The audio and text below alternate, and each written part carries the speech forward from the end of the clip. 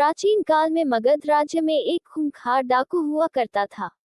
वह जंगल में रहता था और अपने इलाके से गुजरने वाले राहगीरों को मारकर लूट लेता था। उसकी दरिंदगी इतनी ज्यादा थी कि वह राहगीरों को मारकर उनकी अंगुलियां काट देता था, फिर उनकी माला बनाकर पहनता था। इसी वजह से उसे अंगुलिमाल डाकू कहते थे। अंगुलिमाल का इलाके में बहुत खौफ था। एक बार गौतम बुद्ध अपने शिष्यों के साथ उस राज्य में विहार कर रहे थे।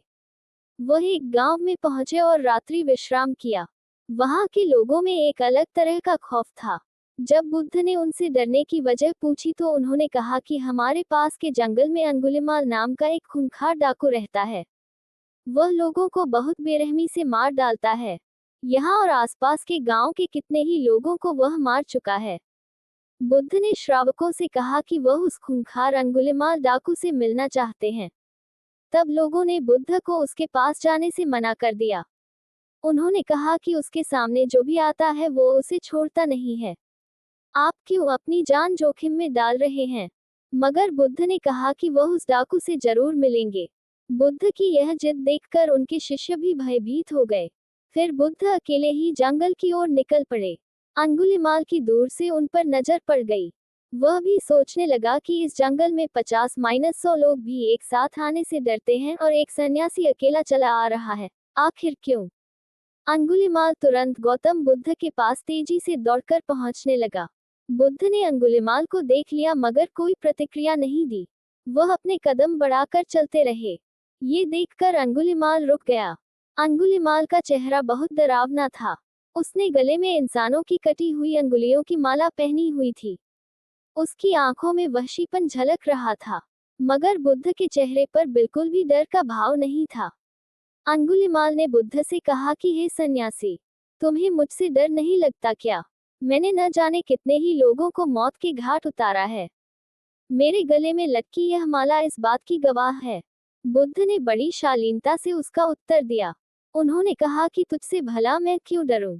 ये बात सुनकर अंगुलिमाल का क्रोध और बढ़ गया। उसने कहा, मैं चाहूं तो अभी तुम्हारी सिर धड़ से अलग कर दूं। बुद्ध बोले कि मैं तुझ जैसे काय से नहीं डरता। मैं उससे डरूंगा जो वास्तव में ताकतवर है। अंगुलिमाल अचरज में पड़ गया कि आखिर ये किस खेत की मिट्टी से बना है। उसने बुद्ध से कहा कि शायद तुम्हें मेरी ताकत का अंदाजा नहीं है। तभी बुद्ध बोले कि अगर तू वास्तव में ताकतवर है तो जा इस पेड़ की 10 पत्तियां तोड़कर ला। अंगुलिमाल की हंसी फूट पड़ी।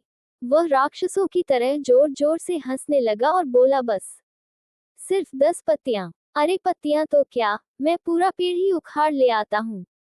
बुद्ध ने कहा कि पूरा पेड़ उखाड़ने की कोई जरूरत नहीं है, सिर्फ उसकी 10 पत्तियां तोड़कर लाओ। अंगुलिमाल तुरंत पेड़ के पास पहुंचा और 10 पत्तियां तोड़कर वापस बुद्ध के सामने आ गया। उसके चेहरे पर हंसी अब भी खिल रही थी।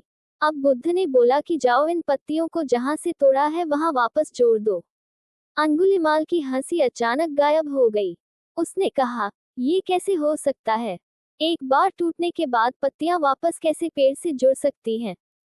फिर बुद्ध ने अंगुलिमाल से कहा कि उस चीज को तोड़कर कोई ताकतवर नहीं होता जिसे वापस न जोड़ा जा सके।